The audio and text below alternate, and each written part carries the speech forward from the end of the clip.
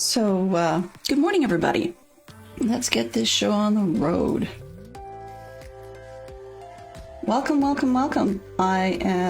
This is Delenn Russell, and you are seeing me from inside the Java Minecraft patron server for Dadcraft73. Very generous offer on his part. This is my little hovel, you could say. I actually decided to take over part of one of the villages, there we go. Let's talk in English. And so we're starting off with some very basic stuff. You can see just a couple of things. I'm not one for huge builds. I build on sort of an as necessary basis. And thank you very much to the people who volunteered to pop into stream and check it out, see if things are working well tech-wise. We seem to be on the road, so hopefully things will stay stable. And if there's anything that goes a little sideways, please do let me know. Because I'm a little bit new at this, but I figured I'm going to be playing Minecraft anyways, so I might as well start just sharing it because I actually can, and it's a nice challenge for something that puts me a ways out of my comfort zone, but definitely something that seems to be, I guess you could say, a growing skill these days. With the number of people that do office chats and stuff, or office Zoom calls and Microsoft Teams and the like, then it's odd how many times I've actually heard from them that doing things such as streaming in this fashion makes it a little bit easier for them to feel comfortable talking, I guess, in situations like that. Oh, and we have a shout out to a verbal one today for CJ Bot and another one for ITT Tom. They're both in the chat saying hello. Glad to see you guys aboard. Hopefully this will be something that interests you a little bit. So I have had a very nice gift this year from Stoner Miner on the server, and he has put up for me the Nether portal in distance because, as you can see at the moment, I'm certainly not necessarily geared for that sort of thing. I will be perfectly honest, I did not mine the iron for this. Once again, a lovely Secret Santa has dropped that in my mailbox, and I actually was deciding this year to switch back to Java after playing a season on Bedrock. It's a good and bad news situation in doing that, and in that when I switched back to the Java system, my combat skills are incredibly rusty, which has had the unfortunate side effect of making me die a lot more than I was originally hoping to.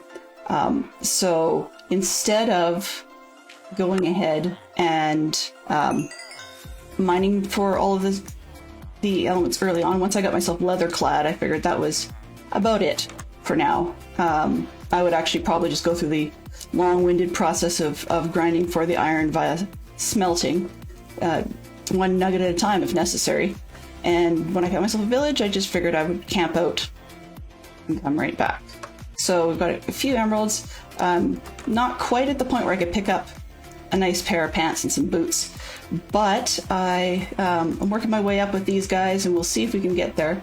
Definitely do not need 30,000 shields though. But if I spend for a couple of pairs of boots, that'll do the trick. You can always recycle, reduce, reuse, recycle, and see what these gentlemen have for me. If I'm lucky, I'll get what I need, and we'll have one of each, and we'll jump straight on in.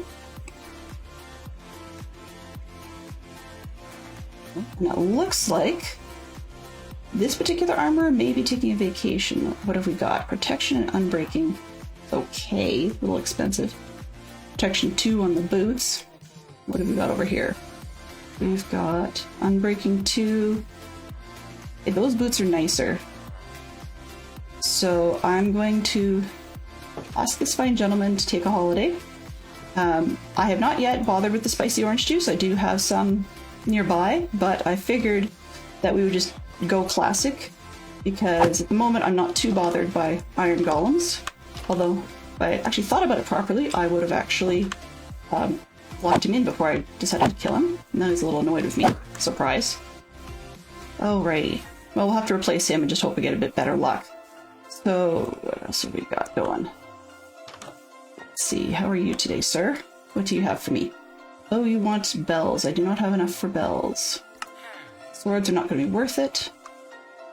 What have you got, sir? Swords again are not going to be worth it. Everybody wants bells. Bells, bells, bells. Oh, okay. What do you want to sell me? So let's pick up a couple of axes just to push you along. There we go. Hopefully we'll have something interesting farther in. So in this bigger building, I've expanded one of the village locations to be a librarian, or a library shack and extras. And what I mean by the and extras is that the gents on... No, sorry, you're not leaving. Hello, sir. Are you still wandering around? So you can see I've got my cartographer here, and he's only gone as far as the first trade, which is pretty much locked them in, not putting too much of a priority on it. Oops. And thank you, sir. Please do not push and shove. That's really rude. Don't you have any manners yet? All right. So we have the shepherd's just locked in. That's good there. So I'm probably, if I can get... Hello? Do you have a problem? Okay, you're locked in as what? Power 3, okay. So you're gonna stick around for a while. Maybe I'll just let the shepherd out.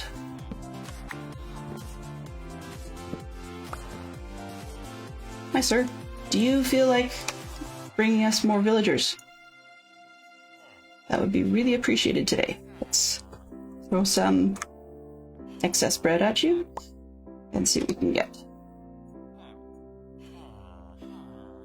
So good morning to Zerk. Glad to see you aboard. I actually really do appreciate the support that I've been finding from the Dadcraft 73 community. It's a great bunch of people. I do really recommend checking out his channel. Got a command set for that, but haven't quite configured my system to easily put the commands in for me. It's just something I'm learning as we go along, so I don't want to go into too many alt tabs. Oh, okay. That will be a problem. Beds, beds, beds. They're not going to do anything without beds. So I do appreciate the community that I've been having from Dadcraft 73's group. They are an amazing bunch of folks, very supportive, and you'll find them hanging out in his Discord, and you will also find them hanging out on his Patreon servers. He's got a Java one and a Bedrock Minecraft one as well. He also has a modded server, modded Minecraft I should say, which has a great crew of people on there. I'm not sure what mod pack they've got right now. I am deciding to stay out of modded this season because it can be a little bit addictive for me, so avoiding that at as many costs as much. I'm avoiding that as much as I can, just because too many different directions all at once just means that I don't end up getting enough stuff done. Okay, and one for me. All right, so where was I? All right. Oh, so getting it out of the road early. Tuesdays and Thursdays, as we are today, we will be having Minecraft, the Java Minecraft, and then on Wednesdays, we're now going to be calling it Whatever Wednesday, and the reason that we are doing so is because I do play a few other types of games, some management games and a zoo game and things like that, and I'm intending to use Wednesdays as my non-Minecraft day, just to stream a little something different. As we head towards the end of the month, we may see one alternative game, as in probably a little bit of Planet Zoo, because they've had a couple of expansion packs come out recently with a few extra cutesy animals, and so I'm probably going to play that one. But I will say on Groundhog Day, February 2nd, the Whatever Wednesday for that day is planned to be... Sir, can you please do a little bit more than simply talk? Thank you. So what the Whatever Wednesday plan for February 2nd is going to be, it's going to be Ancestors, the Humankind Odyssey. The connection there is that, like Minecraft, I'm still learning the ropes and doing a lot of dying, so it seems to fit the Groundhog theme, as in rinse and repeat, somewhat similar to the Groundhog movie. If you have not seen that one, definitely worth checking Groundhog Day out. It's a kind of a fun take on what would you do if you woke up at exactly the same time every single day for the foreseeable future. I see we had PP Zerk jump on board. I'm glad to see you. Welcome on in. Welcome, welcome. 1, 2, 3. So, basic goal for this channel is, while looking at things like affiliates and so forth, is cool. If it happens, great. But I figured I would be here anyways, playing games anyways. So I figured I would just share it with people. If I get anybody who wants to pop in regularly or just drop by once in a blue moon, that's fine too. It's always a pleasure to have a few people on board to say hello to. It's one of the reasons I joined the multiplayer server in the first place, was to just be able to be somewhere that's not alone. I like single player worlds, but then there's nobody else around. And that's fine, but when you've got a good build, you either have to take screenshots or you need to be actively inviting people in to come for a tour, and multiplayer servers don't have that particular drawback. Gentlemen, I have lots. You can have more bread if you want. It's not a big deal, but please enjoy. There's some for later, should you so feel inclined. Hello? You can't... I just gave you some. Alright. Now, some of the Yes, PBs are that. It is definitely a lot of orange. While I'm not a huge fan of the orange any more than anybody else, what I really needed out of this space was the wide open flat area that I didn't have to bother deforesting and doing a lot of terraforming to. You'll see I've added a couple of mods because I tend to get somewhat lost in Minecraft.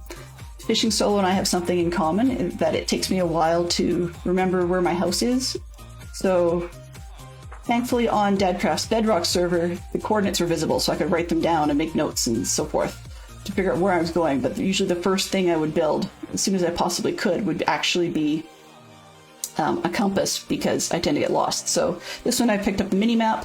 It also lets me know about the mobs coming by, which is very much appreciated when I can. I do not necessarily want to be... Hello? Do you like going through me? Okay.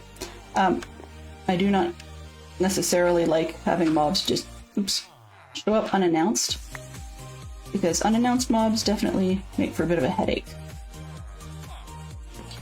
Okay, there we go. So unannounced mobs tend to make it for a bit of a headache for me. They definitely can make things a little more difficult. What I'm trying to do here is, I actually would like to head outside, but I guess they just don't really want to stay together. Because if I can block them in, actually, let's got an idea. When all else fails, yeah, okay. When all else fails, just make a new door. There we go. We are out. But what I was really looking for from the space here is that I wanted to be able to build some larger flat builds, and so without having to do a whole ton of terraforming. Ooh.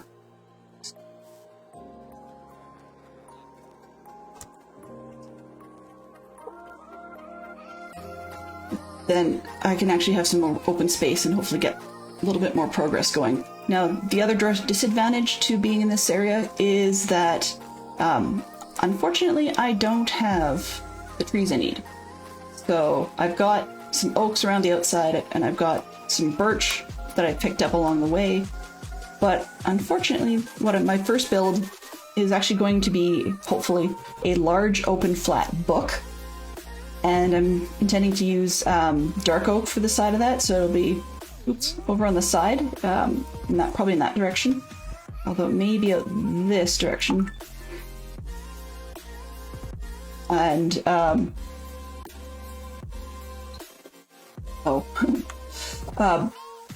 so I will have to probably go grabbing some saplings for that fairly soon. Because... oh, there's the sheep. Excellente. Yay! I made a deal with my daughter. She goes by Sheep Queen when we're talking about her on streams and so forth. And she is absolutely enamored with sheep. Totally enamored with sheep. So, unfortunately, when she saw the number of sheep that I had decided to kill because I was saving the iron for something else, she got upset. I mean, she's 8, but in all honesty, I think it was a little bit ridiculous. But unfortunately, I did agree not to kill any more sheep when I could possibly afford to. So, it does make for leveling up a little bit more of a pain in the backside. And getting food a little bit more of a pain in the backside, but as you can see, I've got enough melons, and I've got a pumpkin patch over on the other side of the villager building here, and so I've got some food, basic ones there. In the small village or small building yonder, that's where I've tucked those farmers that we saw earlier, so that they're already leveled up to the point where I can get golden carrots or whatever the reskin of the week happens to be. A lot of it depends on whether or not I remember to turn off the extra skin pack. Good morning, Sealgrimver. Hope you're having a fine day over there. And it sounds like you don't seem to have peasant internet after all, because you managed to make it into the stream today. That's excellent. It's far more active than I expected today. I'm glad to see everybody. Hope the week's been treating you well so far. I actually woke up thinking it was hump day. Wednesday in the middle of the week when I got up this morning, and then I suddenly remembered that nope, I actually had to be up to get the kids to school because my husband was going to be in a meeting, so that was a bit of a reminder to hop out of bed this morning. Oh, good morning, Huge Stormy Owl. Glad to see you aboard. So we have actually quite a few people. Stormy is one of the ones you'll see recommended on my Twitch channel. There actually are quite a few of the Dadcraft crew recommended on the Twitch channel. They do a lot of good work, and they've all been streaming before I was, so I'm learning a lot from everyone, tips, tricks, and so forth. It's an interesting uphill battle. ITT Tom was very kindly helping me out yesterday so that I could try and be more stable than I was on Tuesday. Tuesday was a bit of a bomb in that respect. It kind of sounded like a combination of Woody Woodpecker meets Speedy Gonzales, except when they're trying to do anything useful, and then it just froze all together. And I think I just...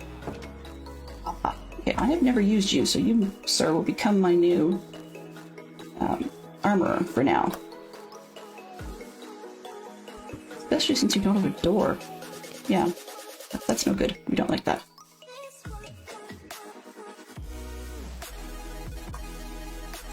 Did I actually trade with you? No.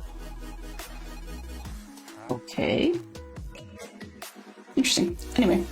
Oh, it's getting late. That's probably it. He doesn't want to change because it's getting to be closer to nighttime. Yeah, with the add-ons I've got here, I'm just using looks like Zero's mini-map and Zero's world map, and it gives me a bit of an idea when it should be nighttime, and it usually seems to be about what it considers 6:30 p.m. ish on the clock. So I'm usually good till probably about 7:30 or 8:30 on that clock before I actually have to sleep and we start getting visitors. Okay, well, it looks like our cleric in the distance has decided not to be a cleric, which is fantastic. But in the meantime, you may be running into for a little bit of trouble. There we go. Hello. Alright. Sir, do you really need to go on a vacation? I suppose it might help if I actually remember to put down DC crew is the best crew. Of course it is! Well, on the other hand though, I mean, I could say I'm a little biased, and secondary to that is that, honestly, PP Zerk, I would say in some respects, Zerk crew and friends are some of the best crew. So, you know, DC's our host in this situation, but it wouldn't be what it is without the fine people that are part of his crew. Every one of you has their own style that makes this such a great place to be. Wow, time flies. Oh, we're talking about the clock in the corner. Yeah, Minecraft time really does zip along.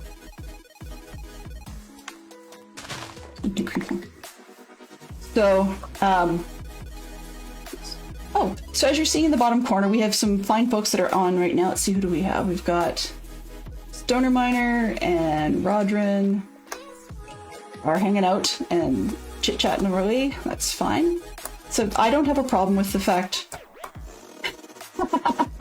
I don't have a problem with the fact that other people are on there and that they are playing away. That's totally okay by me. The chat on here, people are usually really, really friendly to each other, so I'm not in the least bit bothered by them helping each other out. There we go. And being around while I'm streaming, as I said, it's one of those things where I'd be here anyway. So if I'm going to share it, I might as well share it with everybody. If there's any tips or tricks or specific things you'd like to see from the stream, please do let me know. As with a lot of other players, I'm not a huge fan of backseat playing, but that said... Okay. But that said, if there's something dead obvious that I could be doing that I'm certainly not, please do let me know. Sometimes I miss things really obvious, or I get rusty and forget about things that are a little more obvious. There we go. And the stream, if it drags, you know, it's one of those things that I'm still working out the bugs of what I might want to be doing offline as opposed to what I might want to do online. Let's see, where are we today? Let's dump some stuff and then take a quick run around and see if I can find the trees. So the big theme for this year's, or this season's build is going to be books, probably a mystery book to start. And then we'll see where we go from there. It's not all just mystery books, I guess, maybe other characters I enjoy as well. Squirrel. Squirrel! Squirrel! Yeah, totally. Thanks, Stormy. Hey, squirrel right there. But so it's going to be a book theme this year. I've got a couple ideas for some characters like Nero Wolf or Poirot. Still working on a few ideas for like Ms. Marple. And so that's why we're going to start with a large book. I'm not quite sure what I want to do with the interior of said book. Oops, you don't need that much stuff. Yeah, I'm not sure what I want to do with the interior, but it may end up becoming the new and improved trading hall for these gents, and then I'll tear down the town. Or it might end up, I might move the farms inside. One of the other alternatives I looked at was either lighting up the interior or doing it as clear glass roofing, just for the greenhouse effect. So not really sure where I'm going with that yet. Okay, I've got a bed. Got some food, don't need the melons, don't want to lose the emeralds. Random fence, sure. Paper, sugarcane, when I get back.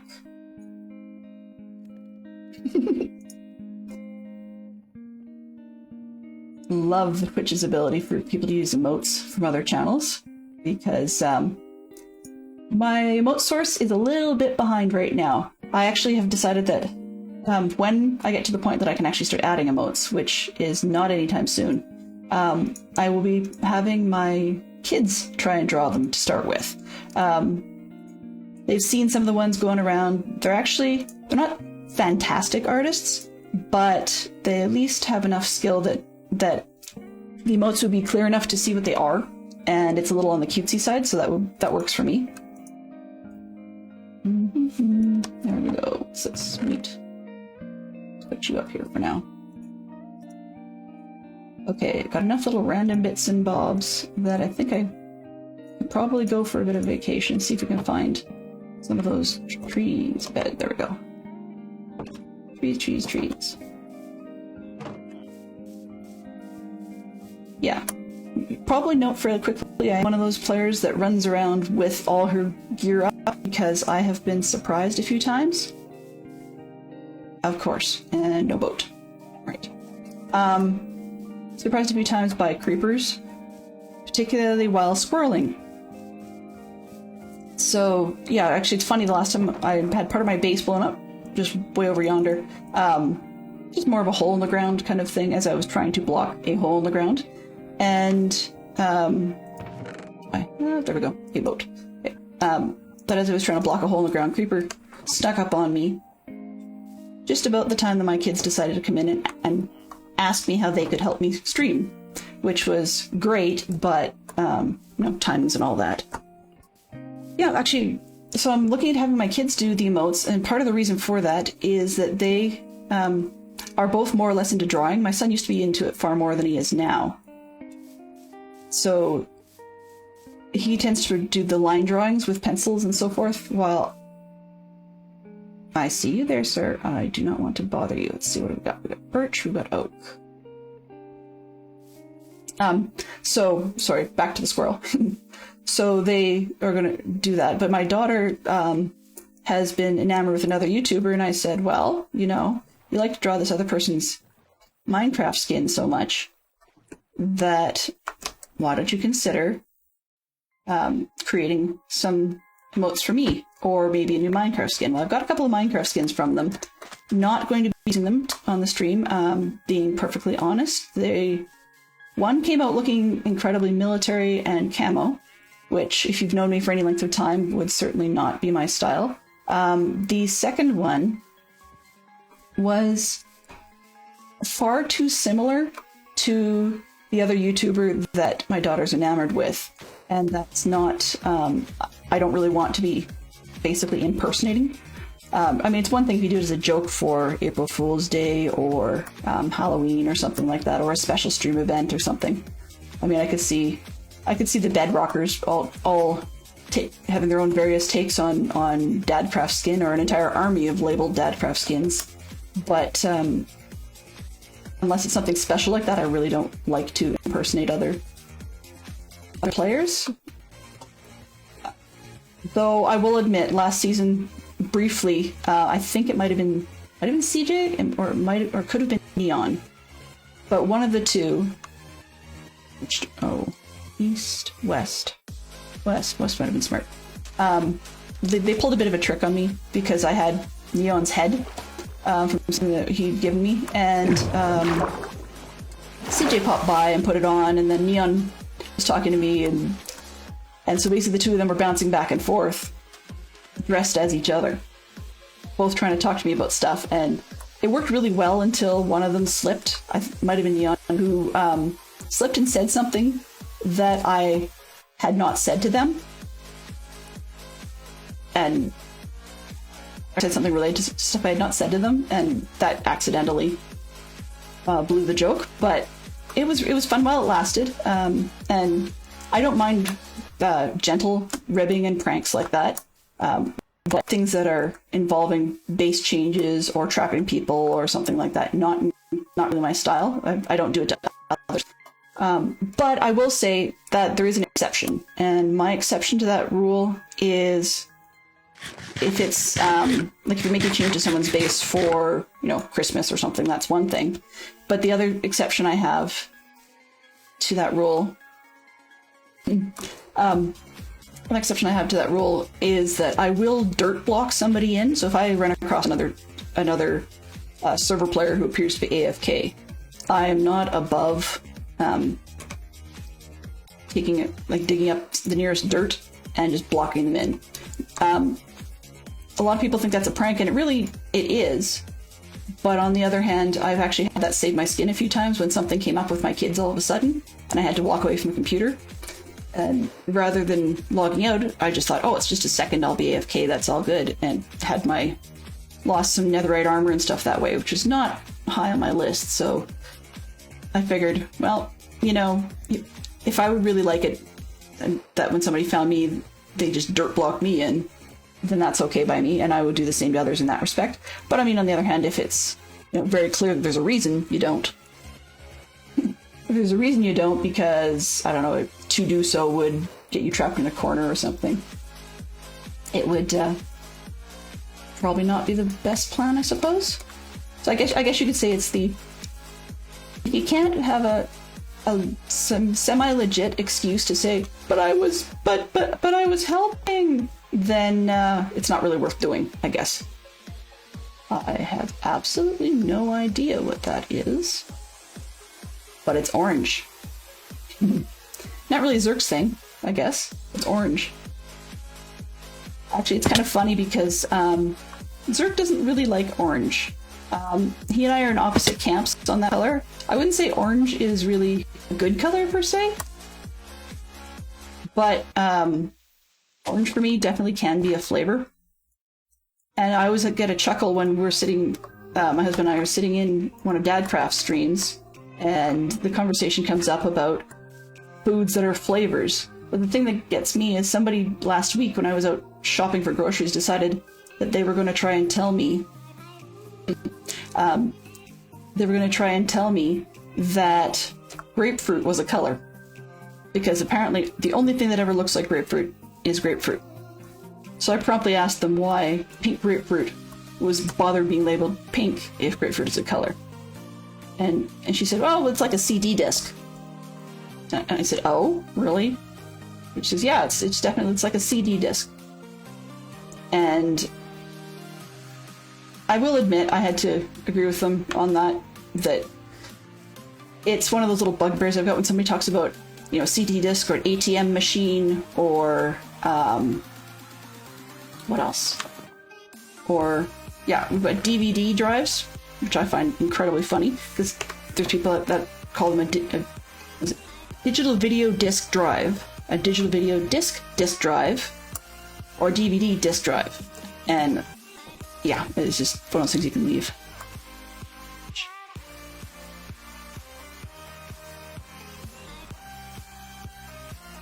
So, in any case, that was one other squirrel thread to go. I'm pretty sure, now that I'm up here, I'm pretty sure this is actually the village that I found before the one that I decided to camp in. I nearly camped here, but then I decided that there would just be far too much terraforming if I'm going to be doing large flat books and giant armchairs and so on and so forth. Probably not the world's best place to be, because this one, when I arrived, it actually had a lot of, like you see here, a lot of the farm spaces had the water pouring all the way down the hill and trying to wash things away. So they started by blocking everything up, and then I decided not to live here after all. Uh-oh. Okay. That's not... Ominous banner. Yeah. Yeah, think?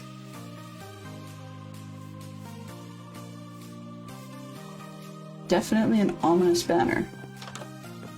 Yeah, I think that was my bed. Yeah, definitely nothing left behind. So, just leave the ominous banner in there. Alrighty, so given that, now that I know where I am, I'm going to pop up my world map and take a quick look and see if I can figure out which direction I'd rather be going. Now, unfortunately, part of the map is correct, and part of it is not correct. Down in the southern section here, that was, oh gee, last season, or I believe possibly slightly before that, of Java Dadcraft, and I made this mistake of forgetting to empty it and reset before we went on this server. So at some point I'm going to have to go down there, give Brian a visit, come check out the Zerk's place, and en route re-travel this area and get it overwritten, because it's just not helping. Okay, so if I look around here, I'm not seeing Dark Oak. Not at all. Which suggests then I might be better off to head home and strike out in a different direction. Though this is one that we shall be taking on a little bit later on from above. That's the view of a pillager outpost that I found, which, as you can imagine, they did not like me any more than I liked them. I don't have the history yet, or the practice, I guess you could say, to be able to figure out how to make use of one of those in terms of building it into a raid farm or anything like that. But on the bright side, I have discovered the village that I did take over, probably because of the river, but it does not appear on any sort of patrol route, so I don't have to worry too much about the fools coming by. And yeah, so I've actually just had an offer in chat from, we'll just go with Alex, and Silgrimper, because I could never pronounce it right. It just said if all else fails, it'll steal some saplings, which actually will give me an opportunity to, which direction was that? East, there we go, and northeast. It would give me an opportunity to take a quick boo into the nether. I hear that the lovely team has, particularly I believe probably Stoner Miner, has built a rail system that they're working on connecting on the nether roof, which to me seems kind of odd. I mean, it's great. I will not look a gift horse in the mouth in the slightest, but it's always just seemed conceptually odd to me that we can build on a roof. I guess it's roof like a house, as in you could build on a roof. But let's see if I can feel like it today. Bunga. Nope. Ouch. But anyways, the nether roof always seemed kind of odd because it felt like it should be the cap. Like if you were to have your entire Minecraft world inside a jar, you wouldn't be able to build on top of the lid. Oops. So that just it's always felt odd.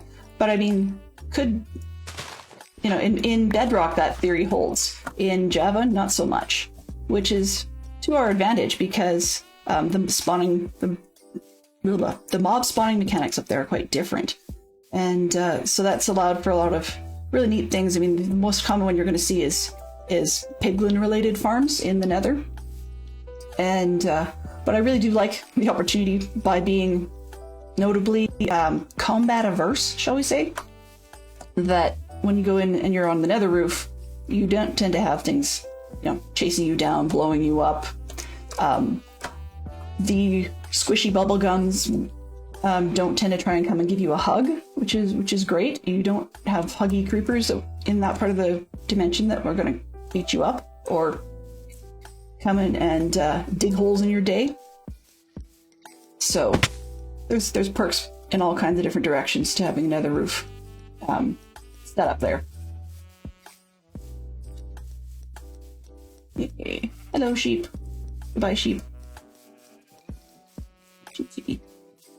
It's kind of funny because sometimes I've played in my own solo worlds things that I forget are not vanilla because I've added a couple of extra things, like being able to uncraft some things like stairs back into what they used to be.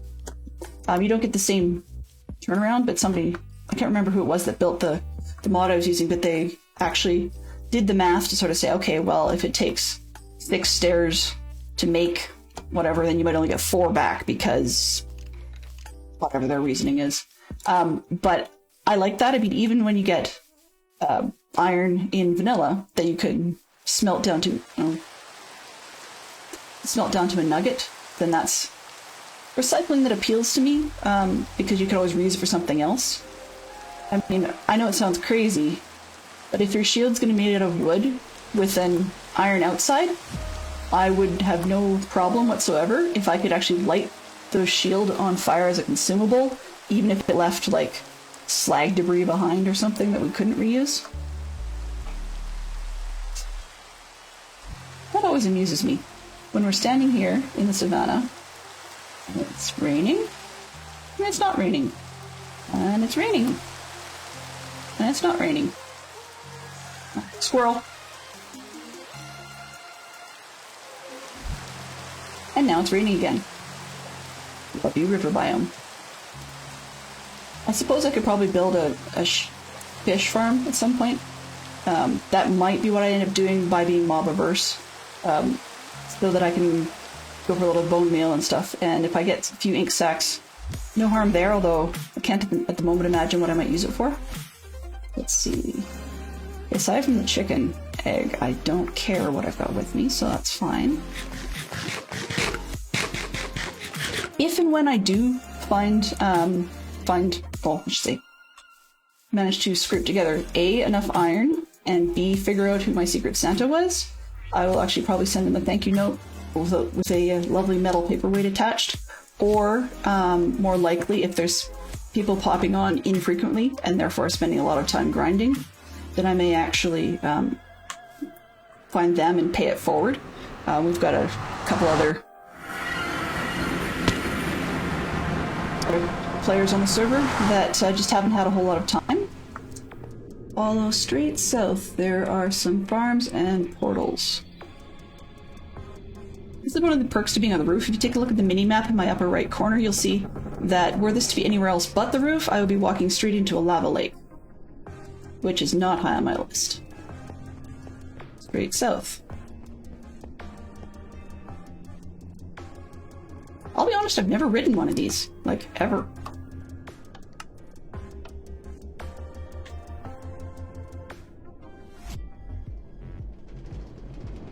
Wow. I mean, I've ridden minecarts in the overworld. Yeah. Welcome aboard, Peregrine. Thanks for the comments on the overlay. I will be honest, I actually, to start with, just modified one of the base ones available from, if I can talk straight, from Stream Elements, because it was easy peasy, lemon squeezy sort of thing. And that let me go straight up. Straight up, that's the word. Basically, I turned it upside down, so a lot of the items are inverted. Though, interestingly enough, I still have to do a little bit of troubleshooting, because... What are you? Minecraft Grandma. Okay. I'm not sure I know that person, unless it's Casey Grandma. Oh, Kane. Okay. Rocky, who do we have? Red one. Blaze Farm In Portal. I'm kind of glad that's not me this time. On Bedrock last season, I was a hop, skip, and a jump away from the end portal area, and I didn't realize it. Like, it literally was right underneath an abandoned town next door. So I had all kinds of visitors, and which is fine, but I just felt I had nothing to show for it. Let's see what else we got. Skelly Farm In Portal. Ooh. Stoner Miner told me about that recently. What else have we got? Zerkies. Love it. Love it. And of course, and it's purple here. I mean, I'm not going to, but one of the things that I would probably have considered is giving them, you know, an orange block of wood or some orange wool if it wasn't already taken. But, I mean, that's one of those harmless yet highly annoying stunts. Stoner Miner. Pork Farm. Right, pork farm. Okay. And the funny part about squirreling is that the corollary or reverse that goes with that is that I can't even remember why I came up here. You know, you go squirrel, you see something, you can't remember why you're up there in the first place. I'm going to bet you. Zerk changed it to purple. Yeah, I figured it was either that or he was going to have a purple heartwood thing going on really quick. Lovely ability to put in texture packs so that when things do look terrible, then you can change them.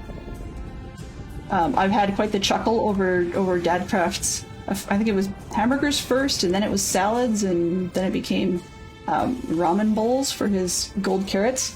What amused me more than him actually eating the ramen bowls is just the notion of going to a ramen vendor, because your farmers can now sell you the ramen.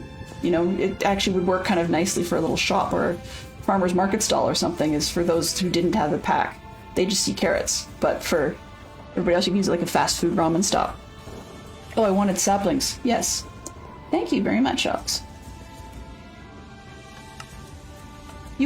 One would think, being Canadian, I'd have some idea about how to pronounce names properly, but that's just not the case. That's definitely not the case.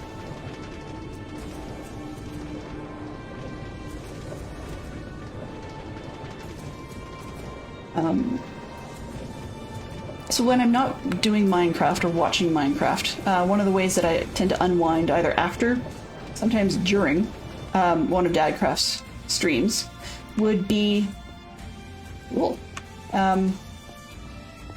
would be to watch YouTube videos that are not gaming related, and the result of that would be that my latest, I guess you'd say, obsession has become either Adam Savage's channel Tested from Mythbusters fame. Ooh, robot. Oh, okay. Hi. Do you have a name? Nope, not yet. Doesn't look like it anyways. Wow. Okay, so... That's a very good point, CJ, is when you do eat the ramen, you get the bowl. I mean, I guess another alternative might be something along the lines of, like, you know, recoloring water bottles into a coffee cup, a la like Starbucks or something, so that when you drink a potion, that you get left over with an empty Starbucks paper cup. I don't think the guys who created the Keurig K-Cup would be too enamored with that idea, though. Because the creator of the K-Cups has already multiple times said that if he could possibly apologize to the world for the fact that he created those and that they're not recyclable, then he would do so, because he kind of wishes he hadn't done that. Mythbusters for the win! Yeah, so I watch a lot of Tested. So he's been having a lot of fun, but actually my other one is I got turned on to by another YouTuber by the name of James Smith, but the channel I actually watch is called Time Team, like the Time Team Classics. I believe it's more of a British thing, but it was an archaeology series. Jeepers creepers. When people have time to play, they build up stuff really easily, and I know that this is not their entire collection either. But if I'm going to be thieving things, gotta look around first so you only take things that won't be missed. Can't remember whose place it was I was at one point, but I had nicked one potato because I thought, oh yeah, you won't miss one potato, particularly if you replant. But after I nicked the one potato, on the way home, I got hugged by a creeper and they decided to destroy the potato, which was fine. That's okay. I don't really care because, you know, potatoes are a temporary thing. And since we can't do the horribly overpowered furnaces in Java, then it really doesn't matter because I was using potatoes for that. You know, and I mean, I could always use fish, but I'm just too lazy to go collect the lava rock? No, magma block right now. I mean, it'll come. It'll come. Pro strats. That's funny. I don't know. It's kind of like when you tell somebody who just face planted off their skateboard that they've got mad skills. You know, that's probably where my pro strats get to. Ooh, door. A lot of people have squirrel things, like some have a button they have to push, you know, or they have a lever or something that's their cup of tea. No, I'm the one who goes through doors. You know, pay no attention to the man behind the curtain. Yeah, well, sorry. I'll leave your curtain closed, but I'll do that. Ooh, see? When you go in one side and out the other. I drive like that too. I know it sounds crazy, but when I don't have anywhere to be or any time to be, and if I have the idea that it won't take me forever to get somewhere, then I do spend a lot of time enjoying back roads or discovering a cul-de-sac or a curve that I just had forgotten was there in the neighborhood, or where there's construction, because I live in a relatively new neighborhood. I mean, I've been here for jeepers, nearly 12 years. But they're still constructing the edges of the neighborhood and putting adjacent neighborhoods on the outside of it. So by doing so, you get to see people's house decor or whatever.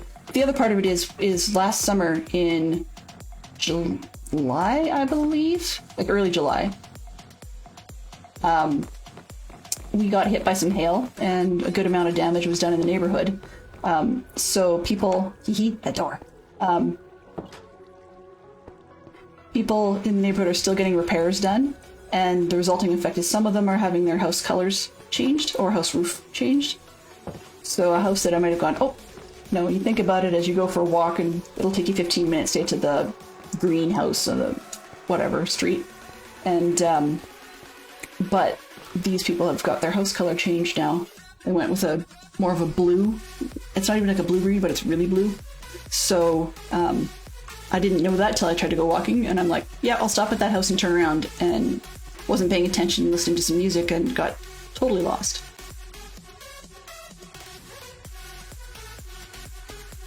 So, okay. Random odds and sods.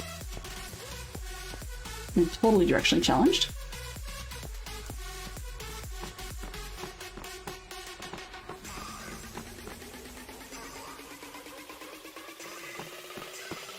I could spend all stream going down, roaming around these places, but I don't think that's on my list.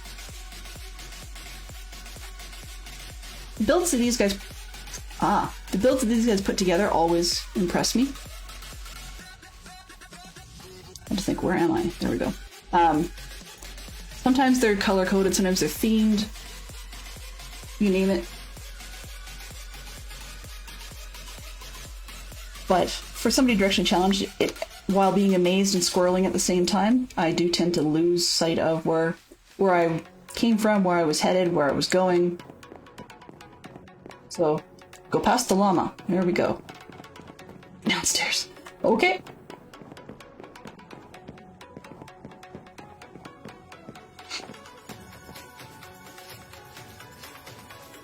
The other thing about wandering around somebody else's base, I mean, when they're on a patron server, it's actually hit or miss. Ooh. Oh, I know what that is. Okay. See, more squirrel. But it's actually hit or miss as to whether or not they're a streamer as well. And during one of the earlier test bumps...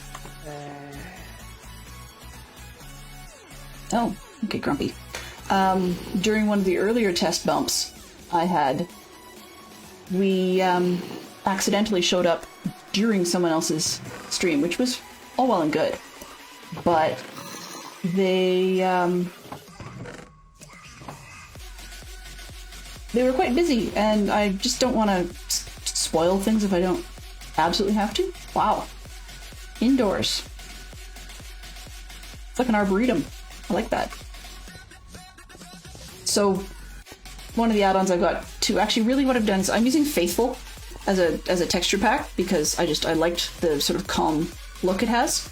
But I've also got a tweak for it. So it's similar to the Vanilla Tweaks package, but somebody's done a site that basically copies the Vanilla Tweaks site, and it might be the same people, I don't know, but they've got Faithful tweaks, and one of them is to add an extra look of growth stage to all the little saplings, which I kind of like because when you're doing bone meal, one of the things that I've had at 6 Ways to Tuesday is that you bone meal a sapling and you're standing close and you're bone mealing away, and then all of a sudden, boom, something like this happens and you end up in the tree. And that's not a big deal in some cases, but when you've got, a 4 by tree and it decides to do a hangover like this, I've actually been suffocated by the tree. So by having the extra growth stage, when it gets here, I know I can back off until I can barely reach it to bone meal, and then it won't be in my face. So it's a bit of a help. Let's see, I'm going to spin this upside down just because I apparently can. And then try again. Here we go. Yeah. Nope. Nope. Not doing that. Let's see what we got. Hee. Let's be destructive instead.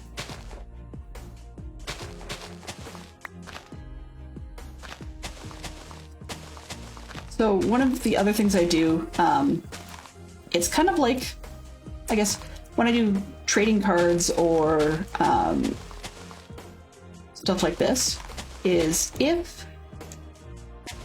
if I go somewhere and I see there's one of something,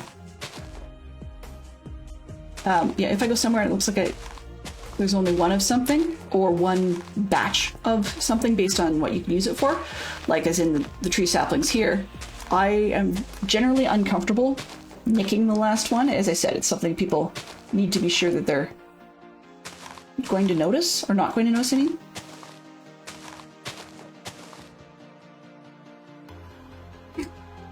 Of course. Right. Shake your head. Okay.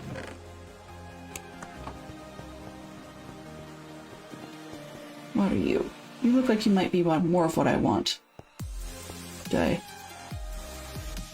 you can't climb coal. Nope, nope, nope.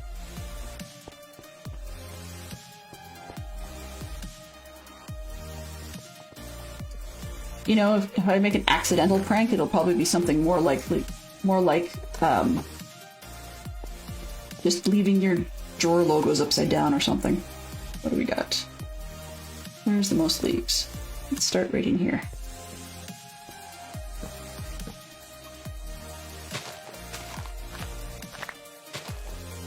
There we go. Huh. Yeah, so as I was saying, will always leave the last one. If I'm going to nick something, leave the last round, because if I'm going to take a bunch, then I would actually do a full round of harvest first. But if it is something where, as I said, like with the potatoes, you can pick and plant and nobody really even needs to know you were there, maybe one's just a little bit behind, then I will be that person that just runs through, nicks it, and keeps on going. There's two. But yeah, you'll never see me leaving something totally empty. Like, for example, okay, we're at 2 now. And that's not where we want to be. Let's go up. So in this case, though, it'd be one of those things where ideally I'd like to get probably, because there was only one in the box, probably 7, I think, would be ideal. And that's because that way I can give them a full set of 4 for another big tree, and then nick another 4. But, you know, we'd be here all day. I'm using the wrong tool. That's okay. You know, a noob's got a noob sometimes, right? It's funny because people say, oh, you think you know a whole lot about Minecraft. Well, I sometimes think that the way I learned is probably what's been kicking me ever since. What's that? That's an owie. That's what that is. But the way I learned Minecraft actually was as a parent. You know, your kids look. Oops. Your kids, you know, come home and talk about whatever it is they've been hearing about at school. And so I thought, well, maybe I should look into this and see what it's all about, and mention it to my husband, and he agreed with me. So we looked at a couple of family-friendly YouTube streams to learn about what it was, and some of them were saying that they were going to teach how to play and so on. So we got there, which was fine. When that particular YouTuber chose to retire, I guess you could say, then, when that YouTuber retired, we went onto a site, or a YouTube channel from someone that he had collabed with, and they had just started playing SevTech. Now, for any of you that have played that, I mean, A, it's very grindy. B, it's kind of a 1, 2, 3, do this, then do that, then do the other things. So you sort of learn what you're doing as you go along by default. But the big kicker is, it is, because it's modded, you're gonna get bit, I guess you could say, if you can't clear what you've learned from something like that. So if you can't clear what you've remembered after playing something like that. So being that was my introduction to Minecraft, some things seem ridiculously easy, some things seem incredibly convoluted by comparison, and there's a lot of little nice-to-haves from that pack that just don't exist in vanilla, particularly not in unmoddable vanilla. Oh, you know, like the quality of life stuff is, I wouldn't say I couldn't live without it. I certainly can, but things like being directionally challenged, it's just a pain in the butt to have to be hitting F3 all the time.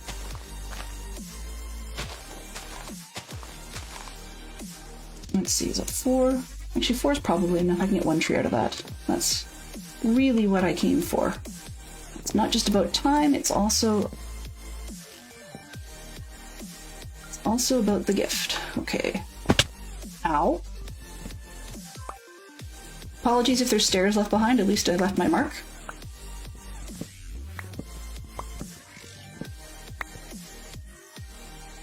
That's one of those at some point to-do list items as well. We'll be probably going to find some bamboo and building the farm with that. My kids asked me last night, how come you don't just go hunting for a jungle? Because they just haven't yet. How come you don't dig for the redstone? Well, sort of haven't got around to it yet. And also that... Ooh, hey gents. And also that I tried, actually, at one point, was hitting up some surface redstone with a lovely pick that I'd found in a chest. You know, mobs decided they wanted to hug me again. So we just decided that was not going to be something worth it for now. I mean, really, I've never had a theme base before because I usually put an emphasis on... lovely. Oops. This way. Because I'd put an emphasis on doing the mining and visiting and so forth. So you have to have a village, make it functional, and that's that.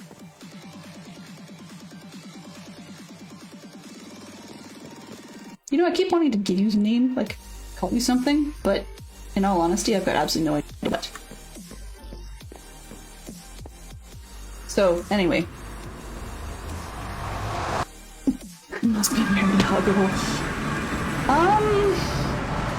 Suffice to say, if I could actually successfully stick to it, I would be making an effort to become less huggable, shall we say? Yeah.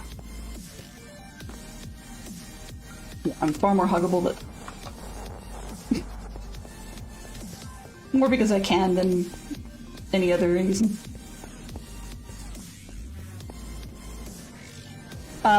Yeah, so I make an effort. In real life, very rarely I have actually gone up and hugged a sort of less familiar adult that I had known because they were having a bad day. But for the most part, strangely enough, I'm actually very introverted. Well, I don't know if it's strange or not. I just tend to be very introverted, generally. There we go, Minecraft Grandma. What color did I end up being? Something that actually worked. It also helps if I look at the labels. Pink. Yeah, that'll do. Once again, very much appreciated to the people who built the path, because I would run it, but I can imagine that's not exactly the greatest viewing if I'm running on the roof, because that really doesn't help from much of a view. Isn't his name Llama?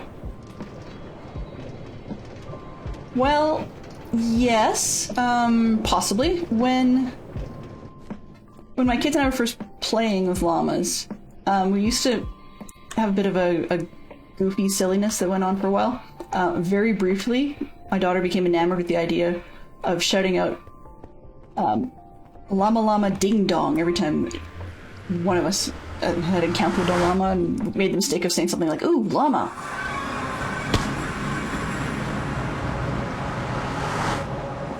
So, most of my llamas that were sticking around... Ooh. Thank you, buddy. Most of the llamas I had that were sticking around got proper names. Hello? Or maybe not. Go away.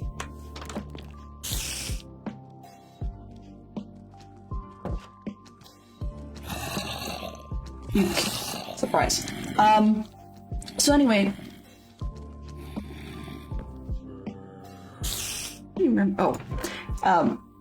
So anyway, when we had llamas, I quickly named them all just because I didn't want to have her be going, llama llama ding dong!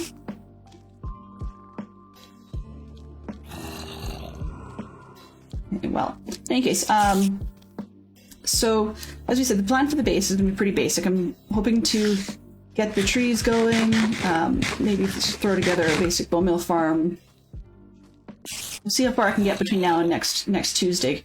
I don't think there's anything planned that's going to be missed on stream, but the actual build itself will probably be not remotely started until then.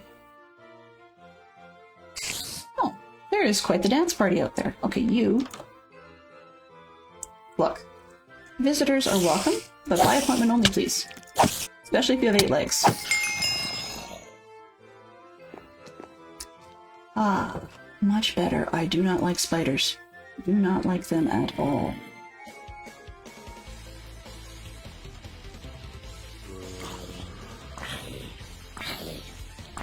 We'll go hide inside a box, and we'll try and hit them with some rocks. Do not like them here or there. I do not like spiders anywhere. Strangely enough, I would actually say this is probably the most mobs I have seen in this village in the last week.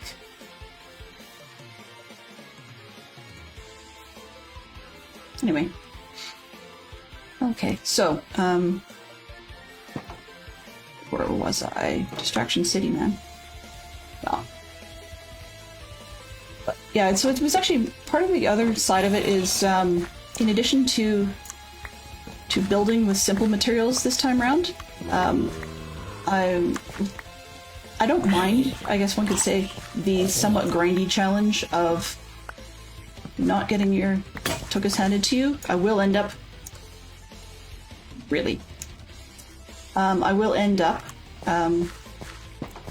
going to the Nether intentionally and possibly going to the end, maybe even this weekend. We'll see how brave I feel, but most... Oh, jeebers. Not... Really?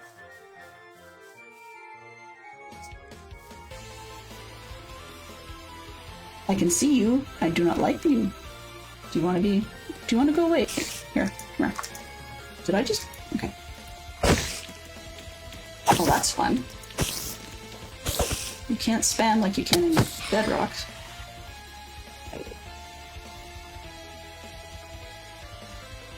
So, we will find there's a lot of zombie noises and endermen and so forth going around that we can't see. One of the perks / side effects, I guess, of the base that I've chosen is that it is riddled underneath with spaghetti tunnels, quite close to the surface in most cases. Run! Quite close to the surface in most cases, particularly in the back corner over on this side. And this gash, you can kind of see a little bit in the earth with my crosshairs in the center.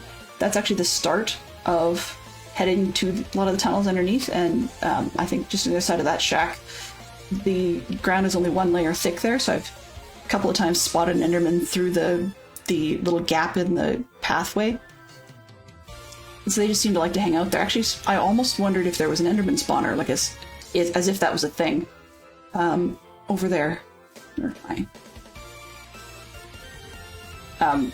Just because I was hearing them so incredibly frequently zipping around and stuff. But it turns out not an enderman. Yeah, it's actually... Some people say exposure to the thing that you're bothered by can help you get more used to it over time. I would say I do not dislike it any less playing Minecraft now than before. But I will say one of the add-ons that I used to use a lot was Mo-Bends, which gives a lot more joint articulation and stuff to mobs and players if you wish. Between that and I can't remember what skin I was using at the time. Some creator skin, I think. Or not skin. Texture pack. And the creator texture pack, unfortunately, gave a lovely little skin choice to the spiders that when you add that with Mo Benz, it was a little more realistic than I was comfortable with.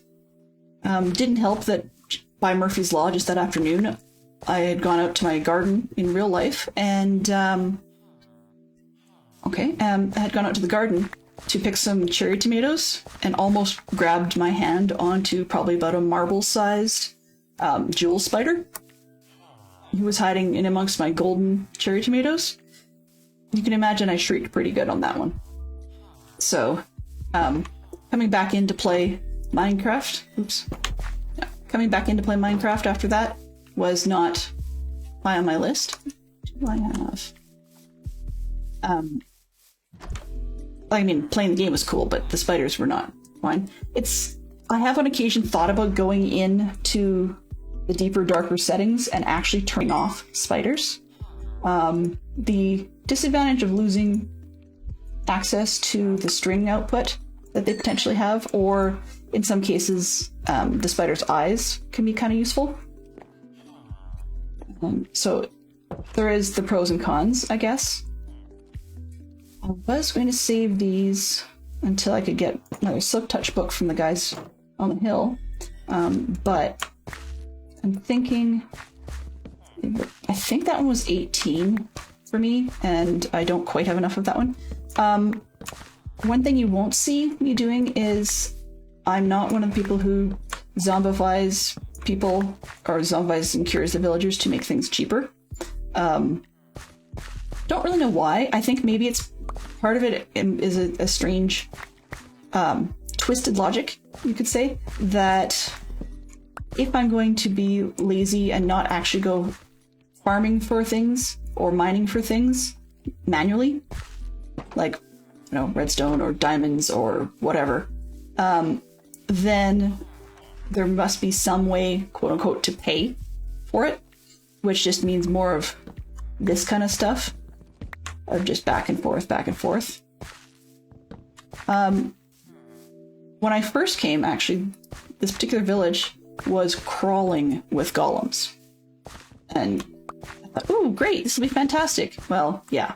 Quick reminder about arm's reach of a golem not being as short as the arm's reach of me with a sword.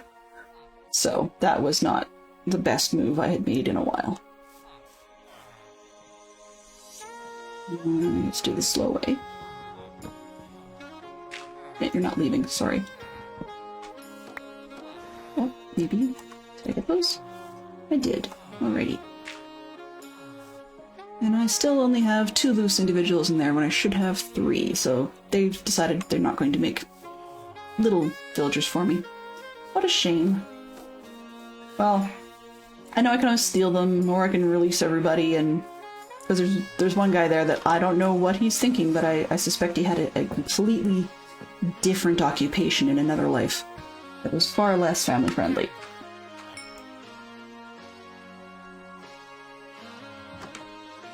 Yeah, put something in the floor for easy convenience, and then you forget it's there. Alright. No, you can have these instead, though. There we go, 14. Well, better than taking the pants, I suppose. So, yeah, so I haven't actually thought about this through, to be honest, to figure out where I was going to put things. It's fairly common.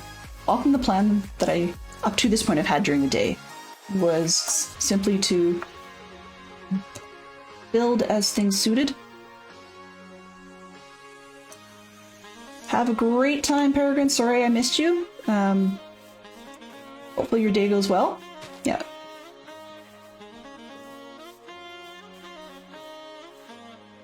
I'm still unlearning, I guess, unteaching myself about actually checking in on chat every once in a while.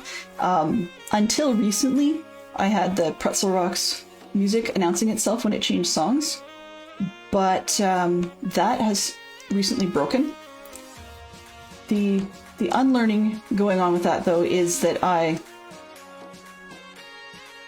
keep thinking I have... Okay. The unlearning going on with that is that I got to the point where I would start to see chat scroll up in the corner of my eye and not pay any attention to it whatsoever, because all my test streams, it had been absolutely nothing but pretzel rocks, which is perfectly fine. That's all I expected.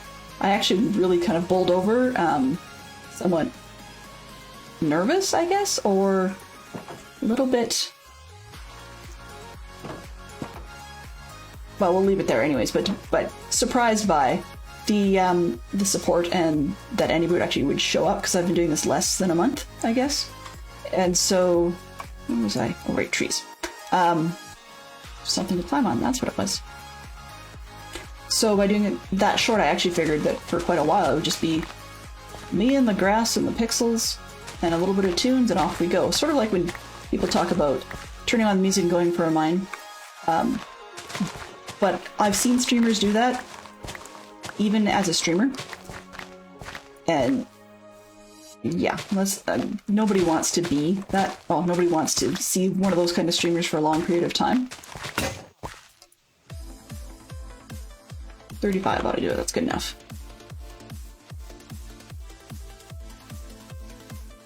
So, yeah, nobody wants to be one of those kind of streamers for very long, because you're not going to have people think you're even worth your electronics.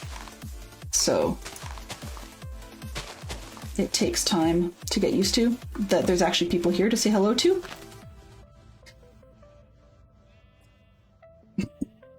Right. Uh-huh. So the inside voice and the outside voice are not necessarily the same right now. And a couple of reasons for that. I know it sounds weird to say that, but one of the things I heard from another YouTube creator really early on was that they... Oh, okay. That they had believed that streaming or making content creation, making content, was one of those things that you need to sort of turn your inside voice into your outside voice. But one of the reasons I don't is because I'm still working on not having the inside inside voice be incredibly negative out loud. And so streaming is definitely helping with that, but it's one where I don't want to make sure, or don't want to say everything that comes through my head. It's... Where did I go here? In and out. Okay. So what I was looking for here is, I apparently had forgotten that I have at the moment 0 bone meal. So next step, in this case, I don't have a fish farm to suddenly go find some bones for that sort of thing, or leftovers or whatever else. Plan C, I guess we could say. Oh, there's another unhappy skeleton. Plan C is more farmers and more composting, and just deal with whatever I get from them, because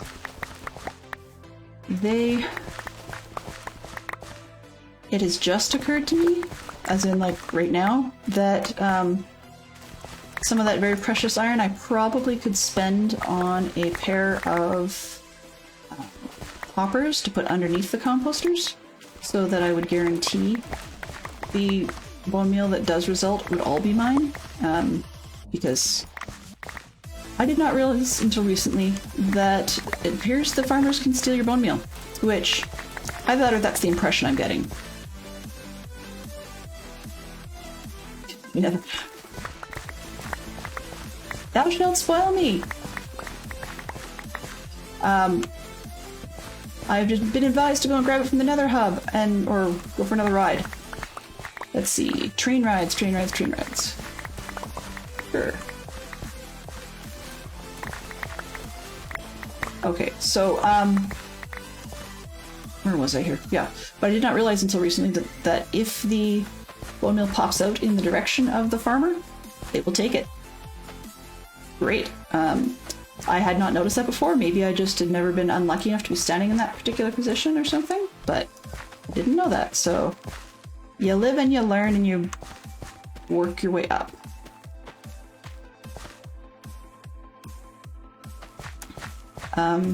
Yeah. So, where was I here?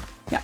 The intent, I guess, is builds are the primary this season, and associated grinding with them, I suppose. But if there's anything in particular, or if people are getting super bored of it, you know, either come and find me, drop me a comment on Twitch. I will be adding my email shortly. I do not have a Discord, just more part of more than I can handle in terms of Discords, so I don't intend to have one of my own for a while.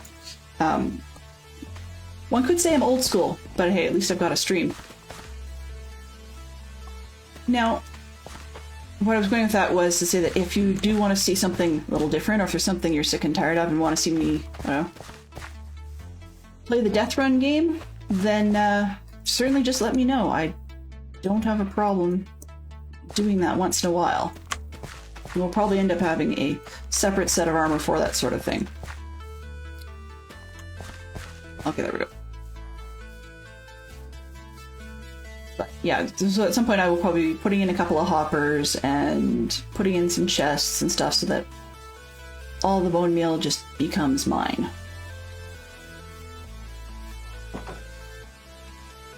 Makes me really wonder what I did when I was on Java the last season. I think it might have been just manual grindy stuff, but it wasn't streaming then, so it didn't really matter. And it's funny how things suddenly start to matter when you're out and about. Okay, let's get rid of stuff that I don't want to lose.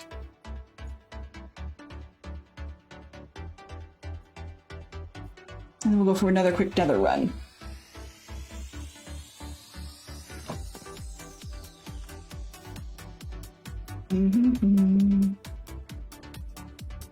Throw away anything I don't need at the moment. Alrighty, and do I have a shovel? There we go. I do. Alright. Yeah, it's a shame you can't bone meal sugarcane in Java, but I mean, in all honesty, I always found that was a limited use resource. Once I'm kind of beyond paper point with my librarians or that cartographer, I really don't care about sugarcane in any quantity that would be beyond manual farming just to get it out of my way. This is a lazy habit, or I should say that I picked up from, I can't remember who I picked it up from, but I've now got to the point where I always fence my portals, and that's just simply because don't really want Zoglin villagers, or strange enough, I've had random iron golems decide they were just going to go walking into the portal because I'd made it big enough that they could. I had my horse run in there a few times. That was not high on my list. So I just decided that this season I wasn't going to bother. Oops. Okay. I wasn't going to bother with not having them fenced in. But rockets. I'm not quite sure what you're referring to, CJ. I probably half-mindedly said something that was related to rockets. Oh, sugarcane for rockets. Well, that's another one of those to-do list at some point items, is actually learning to fly. I have not actually done that. Neither in a survival mode nor in a creative mode. Okay, that was not me. Timing-wise, that's amusing. Where was I? Skelly Farm, that's what I'm looking for.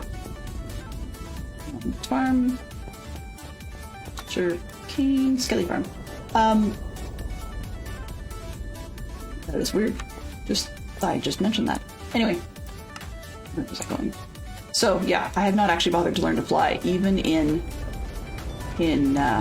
creative mode without using creative flight. I mean, you know, it's one of those ones that I'm not really sure why I didn't. Actually, I do know why. As some of you may be aware, I very easily can get motion sick. So if the perspective isn't just right, or people are doing a lot of the side to side type sweep stuff, I can get really nauseous. And sometimes just the speed at which the flight goes, I can get nauseous playing. So although flying definitely has its uses, and I appreciate that, it's not one that I've ever really put the time into learning, because by the time I ever get around to the point where I could legitimately have flight without it being pity wings or something in an SMP, then by the time I get to the point where it's legit flight and I maybe have gone and looted them myself or something like that, it's usually so far in on a multiplayer server that I usually have no need for flight at that point.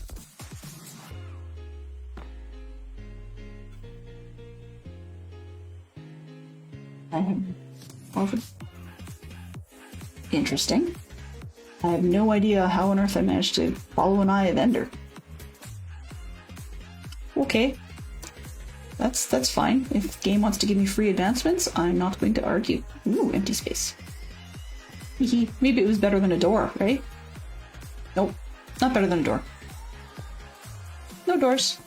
But stairs. There we go.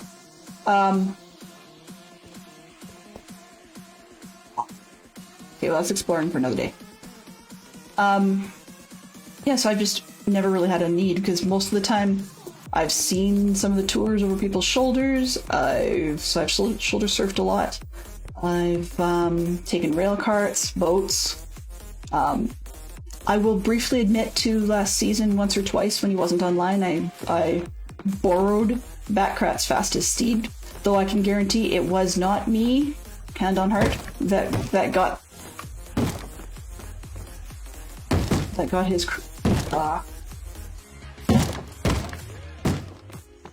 his horse killed. Nope, not there. Not today. What was the name? Of the horse?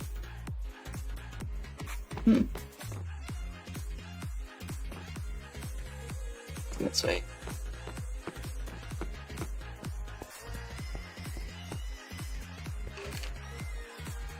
Oh, hello, buddy.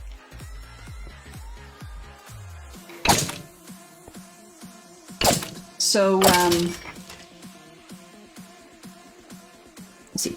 So anyway, long story made short on that one was that, yeah, I borrowed, and then I gave it back. You know, Bran, I can come AFK and kick some butts when I'm not streaming, so I'm just gonna nick a bunch now and come and fill you up afterwards. We'll probably get you a chest or so, just cause it's something I do. Yeah.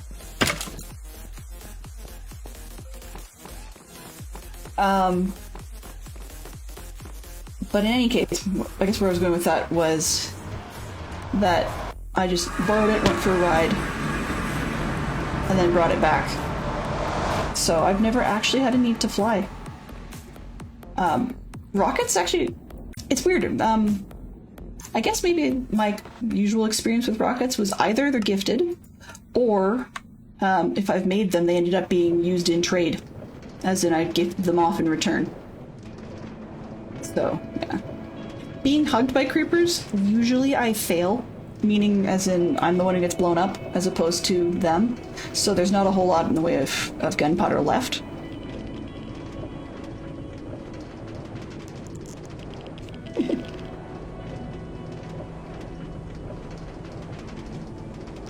Oh, yeah. The advancement was the I Spy, where it says to follow an Eye of Ender. As you guys can clearly see, I don't even own an Ender Pearl in the first place. So that was definitely not mine, in any case.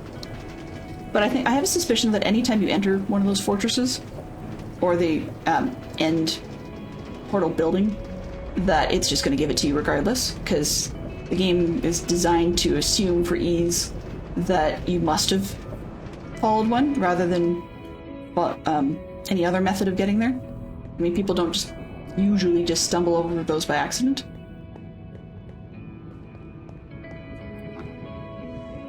Yippee skippy. See if I can actually ride it without hitting the wrong button this time. DC talks about how his pinky finger aches when he's done, and I find that mine does a little bit too, but then when when I stretch it out to decramp it, I'll end up hitting the left shift key and unmount or dismounting from things, rather than going like holding keys down and going faster.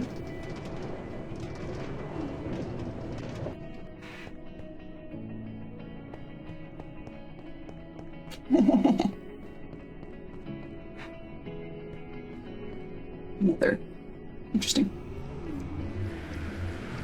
Portal noise intensifies.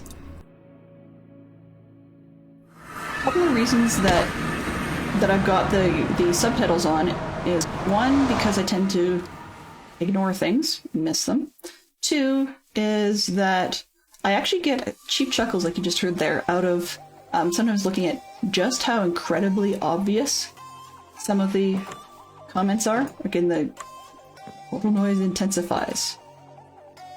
When it, depending on how loud I've been playing the game, it really does become one of those, yeah, no fooling Sherlock type moments.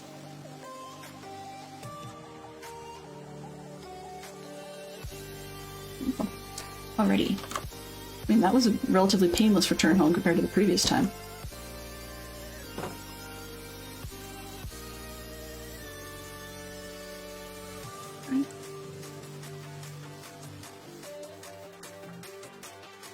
Yeah, that's a definitely different look than the spruce trees. Okay. Oops. There we go. Alrighty, so, two things that I'll probably be doing. I hadn't totally decided yet whether or not a left click will work or right click. No, I had not totally decided whether or not I was going to... Oh, guess there's a hole in the ground over there. Hello. Oh, you didn't. That's odd. Where'd you come from? Yeah, no. You can stay in the hole. I did not... I don't know. It wasn't important anyways. If I remember what it was, it'll come back to me. Oh, right. I had not totally decided whether or not I was going to go with bone meal for my book pages, or if I'm just going to go with tinted glass. Not tinted glass, sorry. Can't call it that anymore. Stained glass. So one of the other off-stream activities will be probably digging up a whole bunch of... Yeah, okay. Digging up a whole bunch of sand. Thank you very much for the clarification, CJ. That really does help, knowing about that achievement. Just stepping into the stronghold will get me that.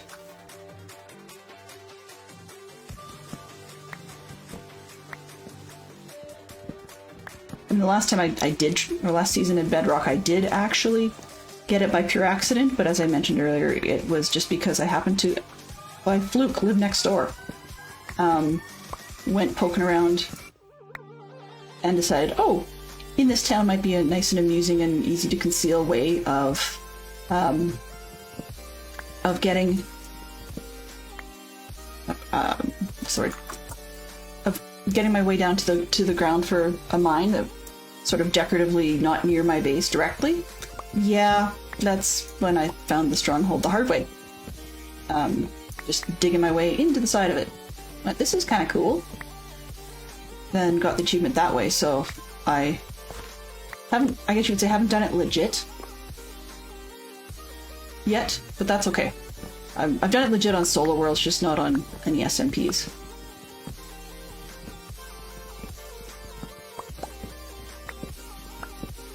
And tree farming is probably not as riveting as a stream content when we're watching other people.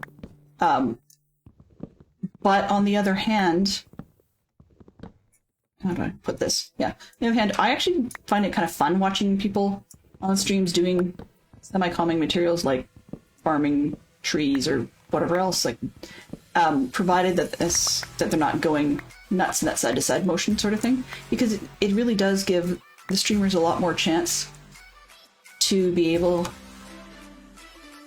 Okay, well that was a bit of a loss, but whatever. There we go, 3 and 4. It does give the streamers a chance to be able to actually chat with people in stream. So when DC goes on a farming run or a mining run or whatever else for something pretty bland, then it is a great chance for, well, for one, for us to rile him up. While in some respects I don't really like him riled up when he gets super, super salty about stuff, other times when he just gets very passionate about one of the topics he's talking about, then I actually get the smile and enjoy it a lot.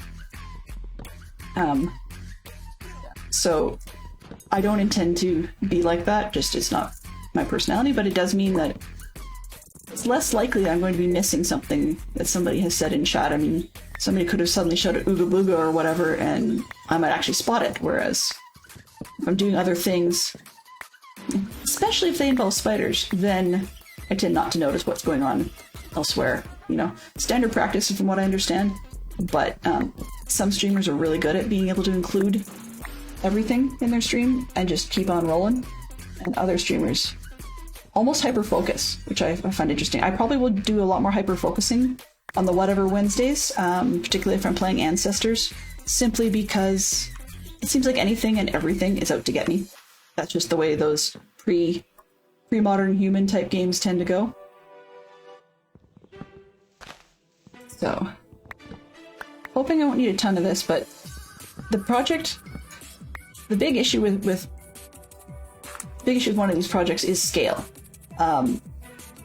Because there's always that balance to be struck between the scale that you want to be able to get a decent quantity of detail versus the scale that makes gathering the materials manageable.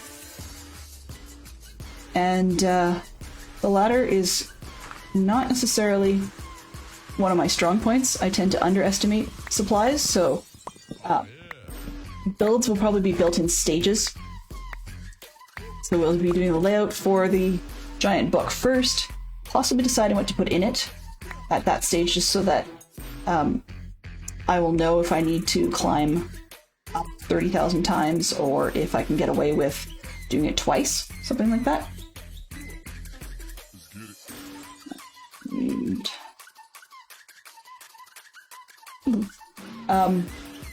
so if I will need to do it twice to go up and down or something, or break in.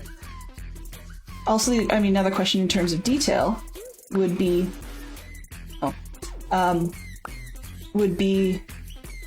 do I actually want the book to be big enough that I can then use extra blocks to say something? I thought about putting a word or phrase in there, but that's extra. Very, very extra. Besides, if I looked at the scale of that and it starts to be big. Observers observe. Yes, that's what they do. And trees sometimes grow themselves. Apparently that's what they do. Sure, I'll take that. Why not?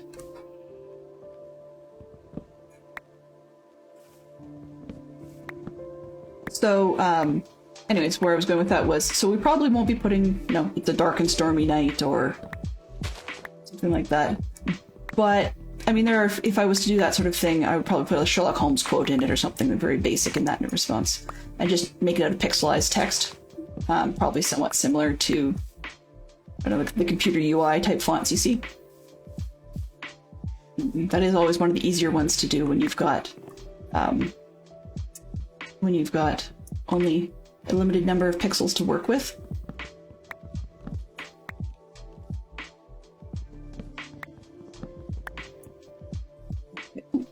And up.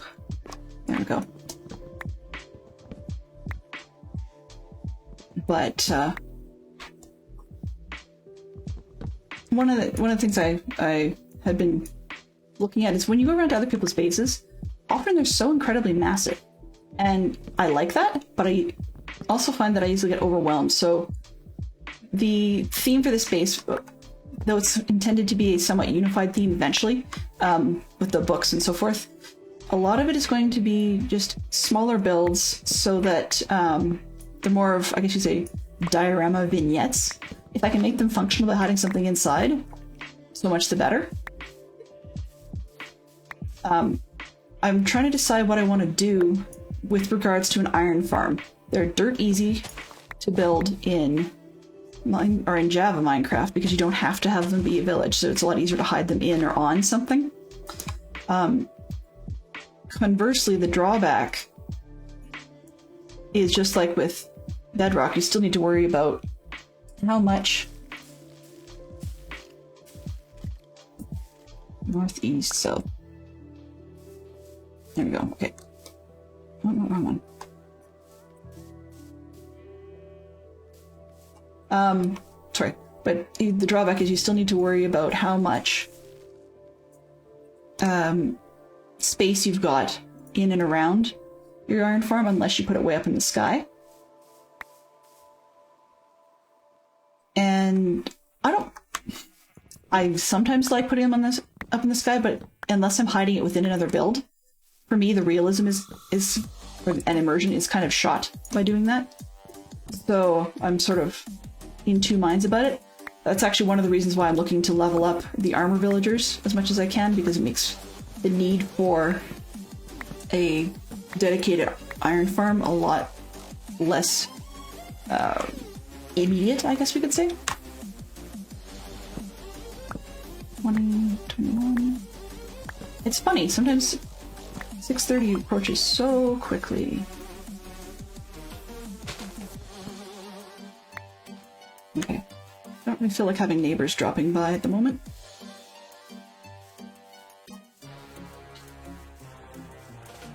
But they approach so quickly overnight, so I just like to make that go away. So I'm trying to see what I want to do. Some of the build ideas I have are actually a little bit taller and a little bit higher, which makes it easier to either have empty air blocks intentionally in a space that would prevent things from spawning in there, or spawn proofing, etc., or else I can literally have things float high enough up that generally they won't be notable unless you look up. We'll see if we're going to stick to just books or if I'm going to move on to mystery movies as well. Mystery television shows, that sort of thing. I kind of doubt it because I don't build fast. And so by the time something does get built, we don't have a whole lot of need for ideas, but I think if I would go about 10 or 12 different things I was thinking about doing. So we'll just have to see what goes on. Anyways, but yeah, I find if you can get your villager trading, leveled up at a decent rate, then you generally don't have to spend a whole lot of time in the mining. You just grab a few melons, grab a few pumpkins, grab a few emeralds or something like that, and then just replace that gear. And you can even, like, when I finally figured out that I could end up getting myself an eventual diamond pickaxe with all of the enchantments I would want on it, so that really the only effort work would be finding a semi-solid piece of the nether to go tearing around in for netherite, then I decided this season at least, why not? You know, if I can spend it on more time in this area, spend it on more time in this area, so that I've got better ideas for my builds, then I will go with that. It needs to be leveled. You need to be leveled. Let's go with that. Yes. I don't know.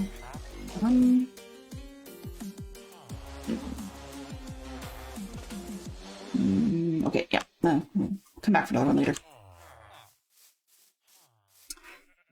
So as we're starting to wind down, quick reiteration for anybody who joined the stream late.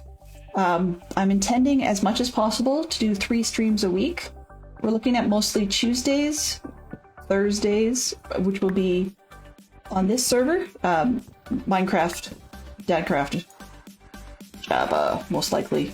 I mean, I still have whitelisting, or I did ask for whitelisting this season on Bedrock one, and was confirmed that I had it, so there's the odd time we might take a tour or visit elsewhere, but usually it'll be this server. And Wednesdays will be the Whatever Wednesday, which is not intended to be any particular plan. It's usually intended to be just something that's not Minecraft. For a couple of reasons. One is that I do have other things I like to play, and sometimes it feels like you never have enough hours to do everything you want. But the other reason is that as part of practicing and growing my stream, I want to do a lot without necessarily drowning myself in one particular game. Every streamer that I've actually had a one-on-one chat with has more or less made no bones about the fact that if you are intending to get anywhere, even just purely practice, unless you've got a community who's willing to support you by extension, that there really is not a lot of growth space left in the Minecraft community without having some sort of really unique edge. And being as I'm perfectly okay with not having that really unique edge, then it's an overcrowded category. And as such, if I want to grow it in any way beyond that, then I'm going to need other material. I was already starting to play Ancestors, and then just decided recently to hop onto Twitch and just see what games I play and how busy those various categories are. And it turns out that there's very, very few people playing the Ancestors game. Probably because it might be harder to keep up with while they're streaming. I really don't know, but the viewership on that one is relatively low. So there is potential, I guess you could say, for growth in an area like that, at least in terms of my practice. It also means that having to get to know a whole bunch of new strangers oh, thank you. Oh, sorry. I got a little squirrel distracted because had a wonderful new follow from Dub Dynamite. So welcome aboard, and thank you very much for CJ's reminder not to starve, particularly if I'm going to be jumping up and down trees, or in more cases than not, falling out of trees.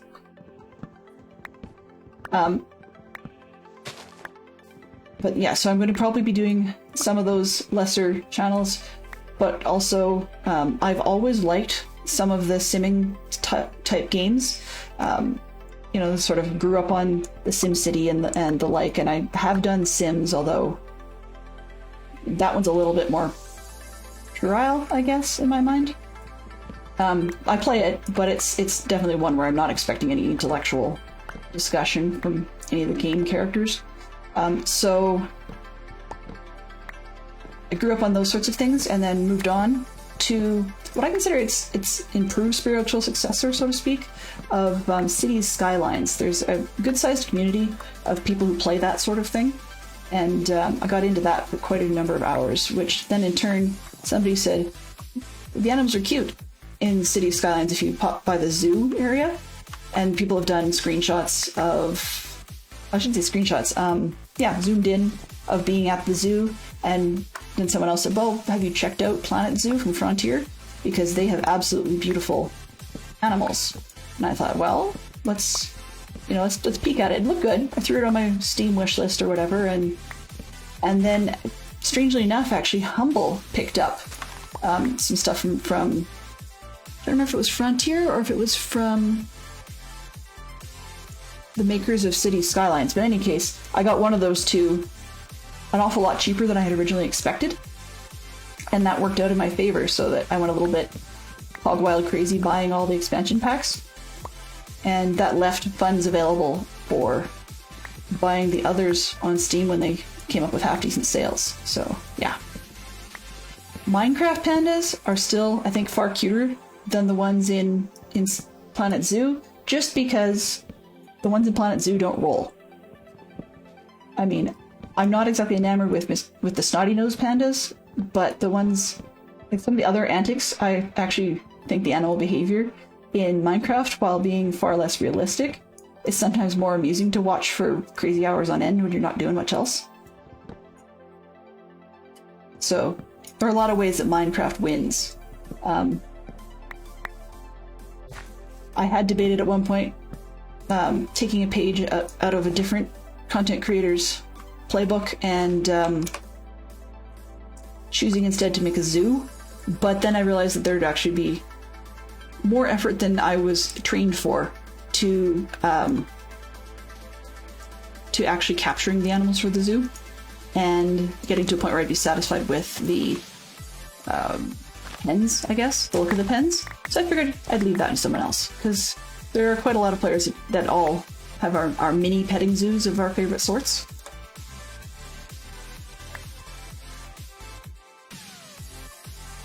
And we can decorate those to our heart's content, sort of thing, but they don't need to be in our face. Do villagers provide intellectual discussion? It is kind of funny though when you ask them an open-ended question and they pretty much become your TB8 ball. So it's kind of amusing because sometimes just accidental clicks and stuff, they'll give you your standard little type of sound, and then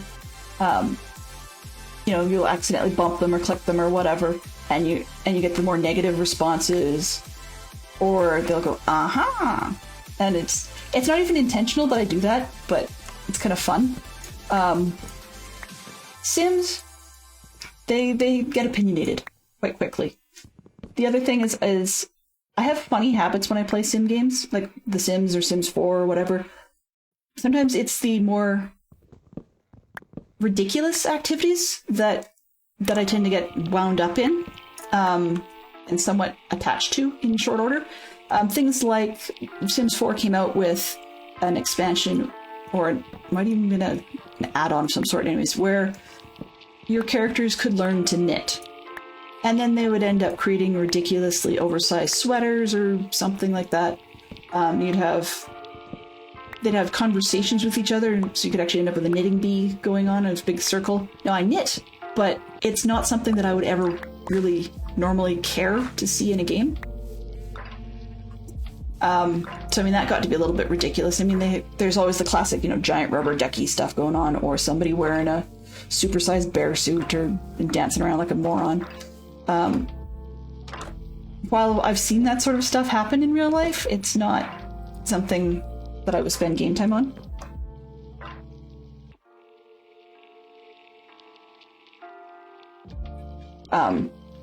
But the other thing is, I think enough of the people who care to watch or meet each other by saying hello in a stream don't enjoy games like that I don't get enough enjoyment out of it myself to consider doing that as a stream material. But, animals are pretty bland. And then he just runs away. Animals can be pretty bland. And yeah, villagers, if you smack them and they're not contained, they run away.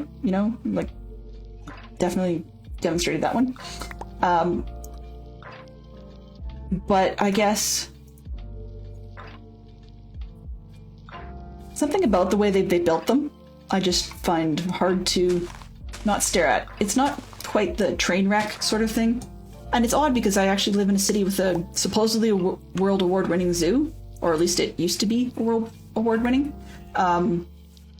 That's debatable in more recent months, purely because...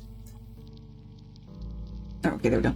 Purely because we've had a few incidents, I guess you could say, where something didn't quite go right and one of our animals got sick and passed away. And every time that happens, there's a big media splash all over the place, and people tend to have a poor opinion for a while, or we end up trading away for breeding reasons some sort of animal species that the visitors really wanted to see, and they complain.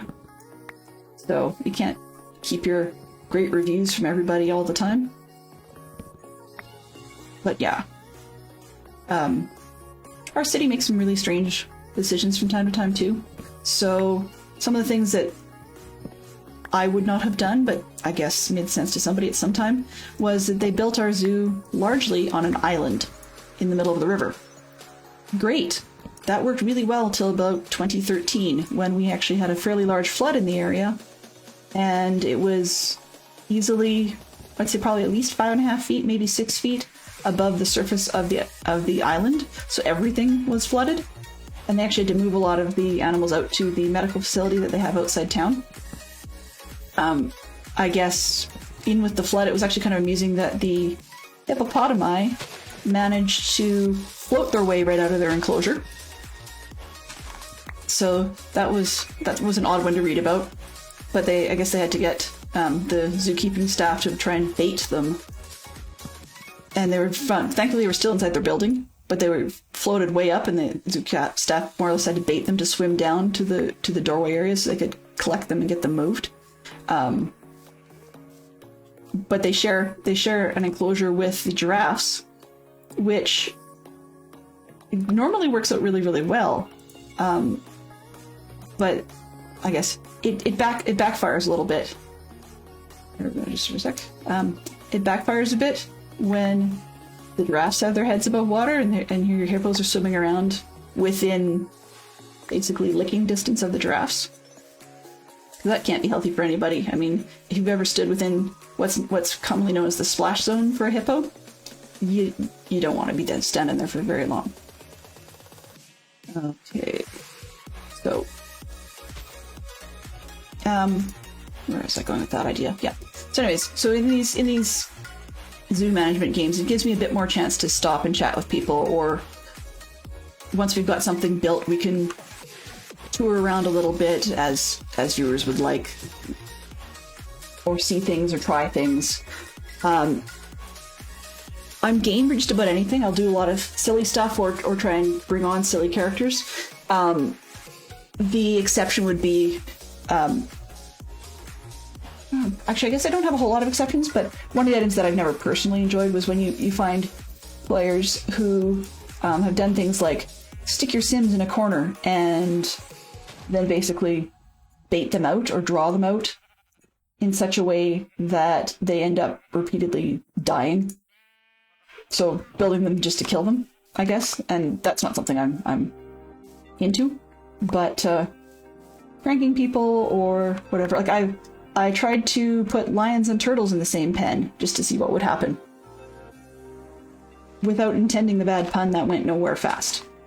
So you didn't, for some reason the lions had no interest in the turtles, so I wasn't worried about them eating them.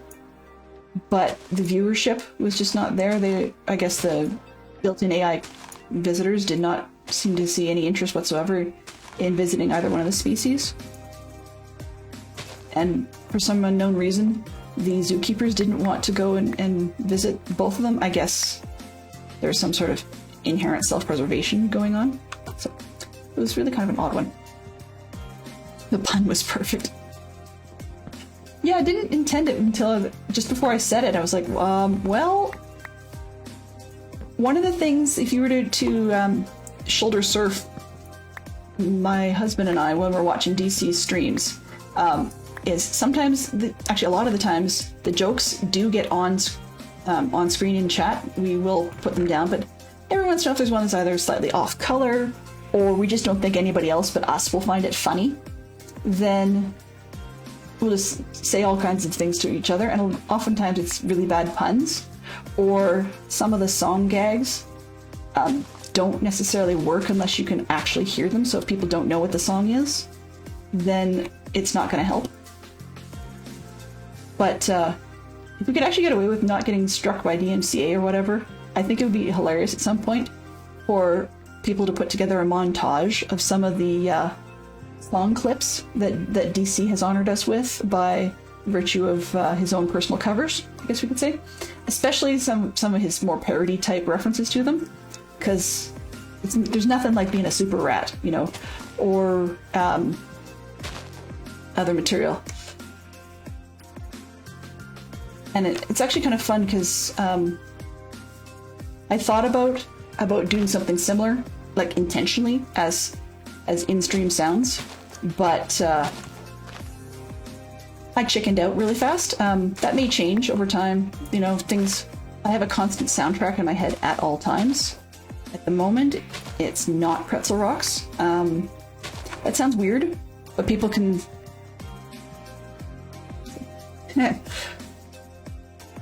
Zerk, you say things that some people find funny, but we know it's probably in our best interest not to respond to. But in any case, yeah, we make little jokes and sing little bits and stuff like that, because we're not that great, but we do it anyway. The best part about being there is you know that your other half has to put up with you in the morning, so they're less likely to even voice something that they think would actually cause strife at 11 p.m. at night. Well, most spouses know that, I would assume. Mine definitely does, at least. Now, that's not to say I won't try and rile him up from time to time. But, yeah. I actually found it kind of interesting because we were discussing spouses in streams the other day, and on Discords. And just noting the clear differences. Sorry, PP Zerk. I'm not quite sure why they kicked you out. I think it's probably the number of exclamation points. Until I can get the hang of figuring out how to jump back and forth and to be able to manually monitor and manually shut out. Like, I know the commands and stuff, but being able to figure that one out in my flow means that for the time being I've got moderation on quite heavily. And so it's going to bite a few things I'm aware of in advance. The case I usually use when I mention that is 90% of CK's comments usually get changed to asterisks just because of her username. The bots don't like her username.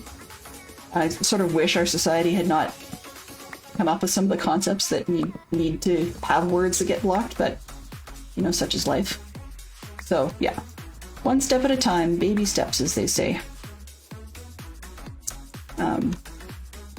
But in any case, must have broken something? No. So, for those of you that can't see it, her quote was just simply, exactly Dell, but I think she had like 6 exclamation points after that. So that would definitely get her pulled by the strict moderation sense of some of these bots. Actually, on that note, for those of you that are streamers that intend to give any feedback later on, it is definitely welcome and very much appreciated. I asked a lot of why questions, so please, if you're ever helping me out, please don't take that personally. It's often a logic sense, as in why did you choose X over Y, and it's not an opinion. It's really that I legit want to know what you thought was better, because for me that's part of how I learn. So for example, at the moment I'm just using Stream Elements, and I think it's some of the built-in ones that things come with, like Better TT something or other, is in there, and I think that's about it. Or maybe the little bits of like Franker face that I think it insists on, some for emotes and so forth. But I know I've got a few recommendations to look into. Like, I mean, I can always check out playing around with Nightbot or Firebot or a few other ones that I've seen kicking around. I mean, I was sitting over my breakfast toast this morning, and that's when I figured out, for the first time ever, strange enough, where the button was on my mobile device to copy the content of my auto notification to actually manually post it somewhere, like a self-promotion channel. And then it was sub 1 minute when I was sitting in front of my computer going, oh yeah, maybe I should actually do that.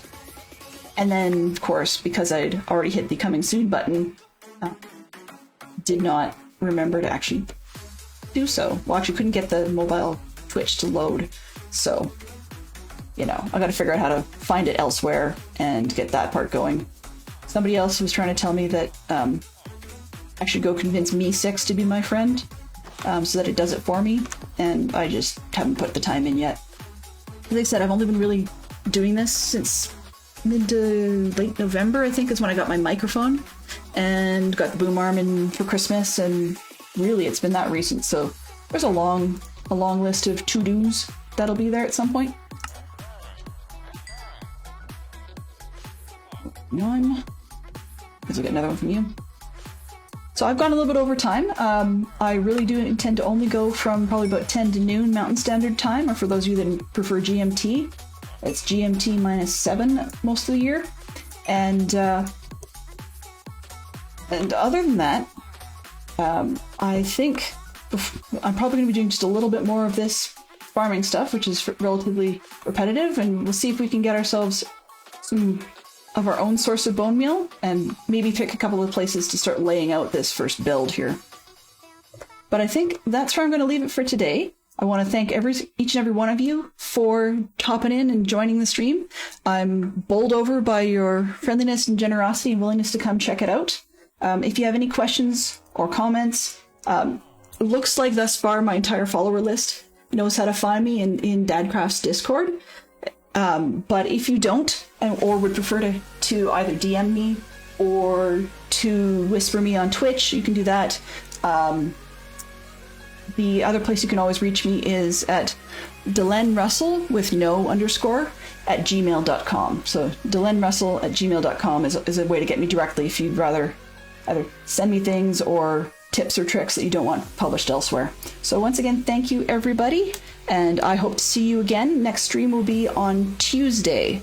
So have yourselves a great week and a great weekend, and I will see you next week.